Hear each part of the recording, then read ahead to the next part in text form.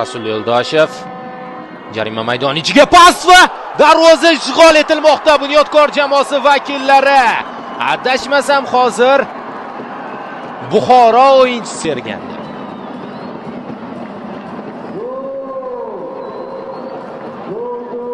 Takroran ko'ramiz. Ha, bu Frane Ilkich tomonidan kiritilgan avtogol.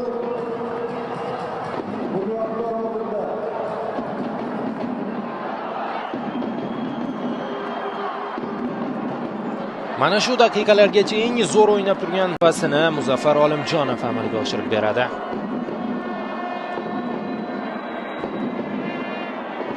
Kurash zarba va 2-0. Bunyodkor hisobni ishonchli ko'rinishga keltirmoqda. Boburbek Yo'ldoshev gol muallifi, markaziy himoya Abdullayev darvozasini ishg'ol etmoqda. Azizbek Omonovga yoki boshqa bir o'yinchimidi bu yerda to'pni yutib bergan? Bu Garin. Himoyachilar tomonidan tashkil etilgan, kiritilgan gol. Emas, aniq uzatmalar markazida o'ngga hujumni ko'chirish mumkin. Xuddi shunday bo'lmoqda Hamidjonov. Uning uzatmasi, zarba va gol!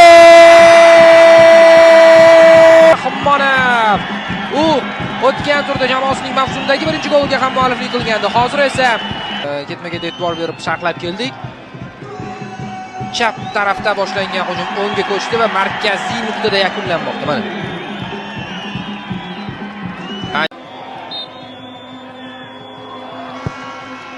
Mana uzatma va gol!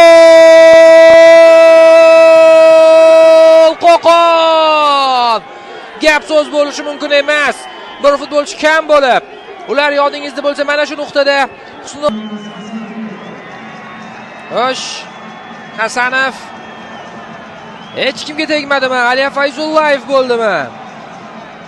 Abbosbek Fayzullayev Eron darvozasiga texnik jihatdan mana shunga o'xshash gol kiritgandi.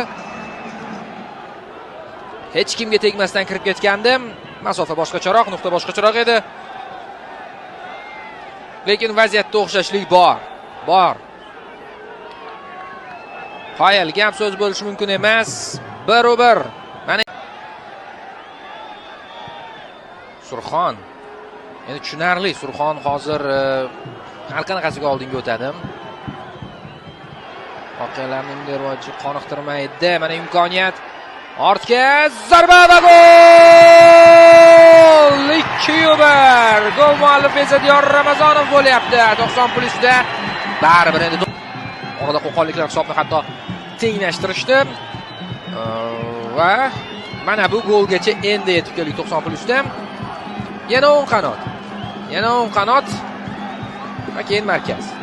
Birinchi goldagi ssenariyga o'xshash. Yo'nalishni o'zgartirgan Shaydulovga ham respekt. Uzatma muallifi esa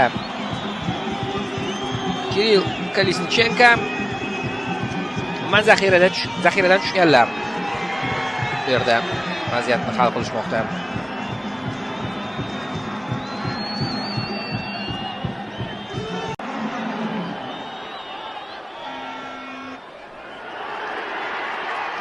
Yana bir imkoniyat bo'ladi. Yarim maydonchasi ichida Surxonda zarba, Hamidjonov zarba va gol! 3-1. 3-1 yana bir sariq kartochka, lekin endi golni nishonlamoqda. O'tganni ko'ryapmiz. Golni ko'ra qolaylik.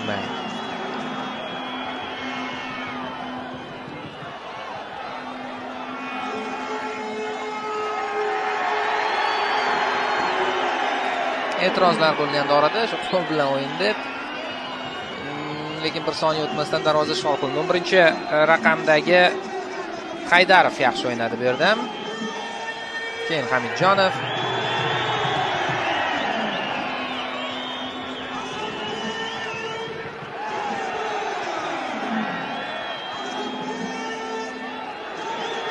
Asadbek Karimov 3-yilda tug'ilgan bu futbolchi.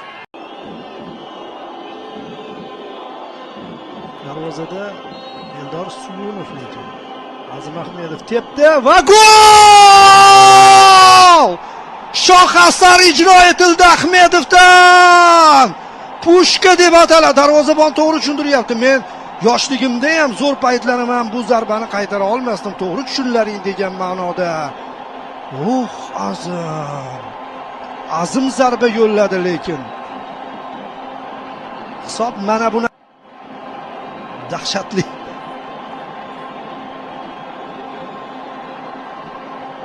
Jamoa sardori mixlab tashladi. Masofa qancha edi o'zi? 30 dan ham ziyodroq edi chamamda.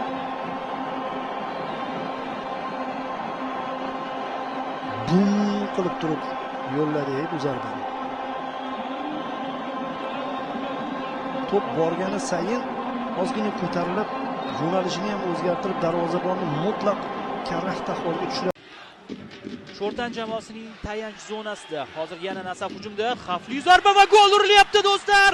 Eshbotayevning ustidan tashlab qo'ydi. Chiroyli gol. Husayn Norchayev bu mavsumdagi gollari hisobini ochib olmoqda. 5-daqiqada mana shunday gol yuzaga keldi qadrli do'stlar. Darvozabon menimcha mana bu bayram qilayotgan muxlislar Nasaf jamoasi ishqibozlari edi. Mana shunday bo'ldi. Eshbotayev tushungan ekan, havoning o'zidayoq tushungan ekan va to'pning sho'ng'ishi juda chiroyli chiqdi. Go'yoki yuqoridan ketayotgandek edi, ammo to'p darvozabon ustidan o'tib go'yoki boshqarilgandek sho'ng'idi. Bu rakursdan ham ko'rish mumkin, rostdan boshqarilgan to'p bu. 1-0 do'stlar. To'g'rirog'i 0-1. Chunki bugun Sho'rtan mezbon. Nasafning ketma-ket hujum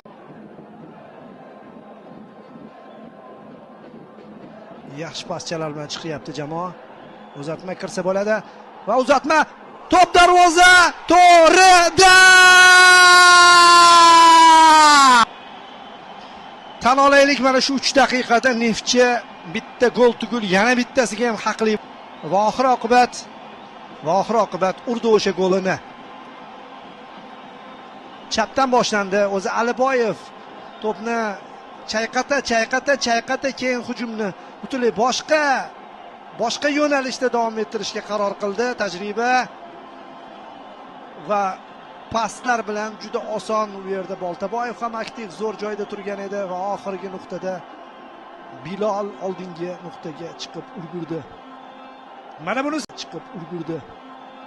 Mana bunisiga nima deysiz?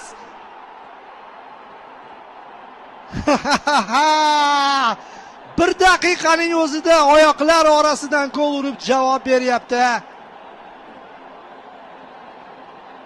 Navbahor Ruslanbek Jiyanov. Neftchi futbolchilari bu vaziyatda hakam kutib turdi. Hech qanaqa ofsayd yo'qligini bilganidan so'ng yon chiziq hakamning bayroqchasi ham ko'tarilmadi. Jiyanov o'zining golini juda chiroyli tarzda nishonlamoqda. Yana Navbahor oldinga chiqib oldi. Shou davom etadi. Vodiy derbisida shunaqa shou bo'lishi kerak edi.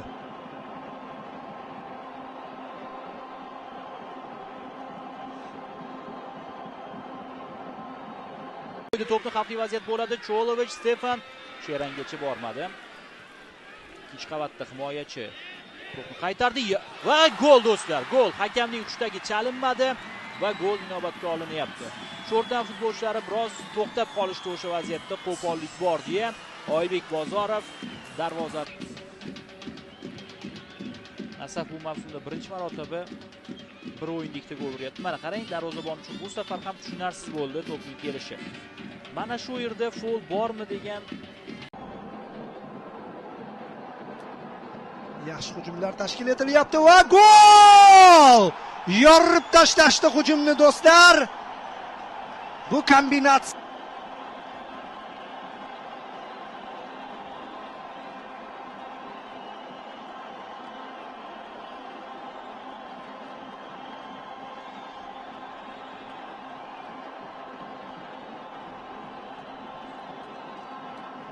Muhammadali G'iyosov. Hop, 2-2.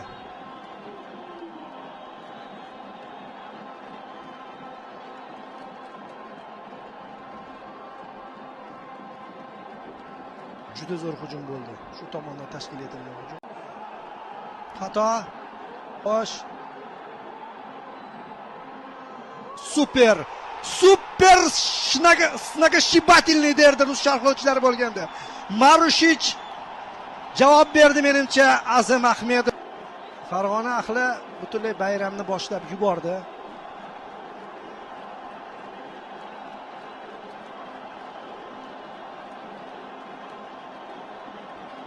Uchuv 2 comeback qilyapti. Levchenko qoladi do'stlar. Ovora bo'lmanglar deydi. Navbahor menimcha o'sha markazni olgandan keyin natijani saqlash uchun o'ynab turib o'zi o'sha o'ngga ketdi Stefan, markazga yuryapti, chapda bo'shliq bor. Oybek Bozorov qoldirdi. Sharof Muhiddinov 3-0. 3-0 do'stlar. Sharof Muhiddinov ham o'z nomini tabloga yozdirib qo'ymoqda. Bu safar Oybek Bozorov assist. Tezkor hujum va mana shu yerda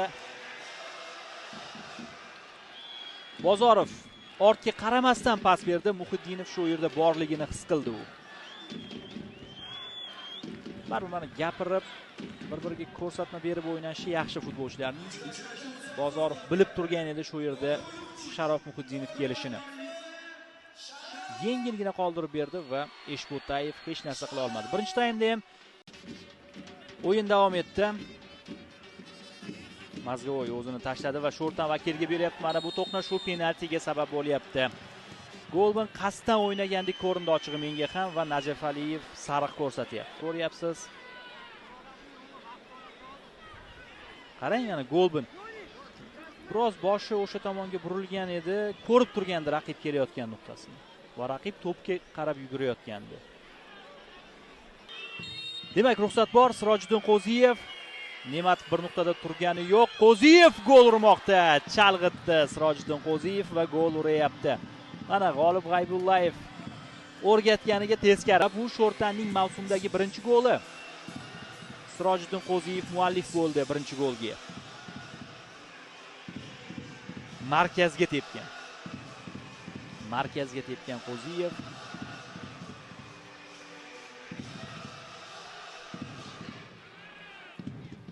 Bitta pauza, chalg'itsal Shohjahon Sultonmurodov qaray olmagan ekan.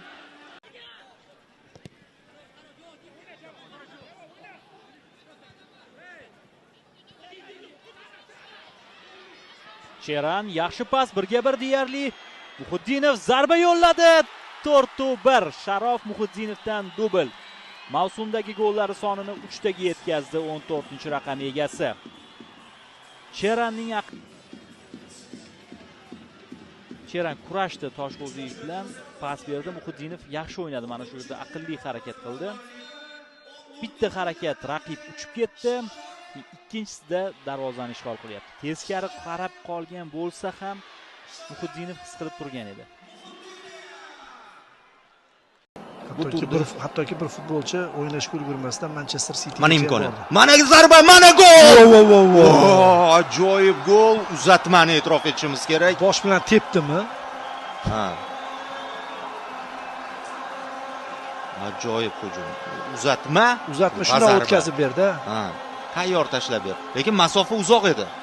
Aynan bosh bilan urish uchun uzoq masofa edi. Qoyil tezkor gol adashmasam. Mana hozir ichkariga uzatmani ko'ramiz. G'ulomov tomonidan pas. Ajoyib. Va juda aniq, tiniq zarba ko'ryapmiz. Yana bitta nuqta.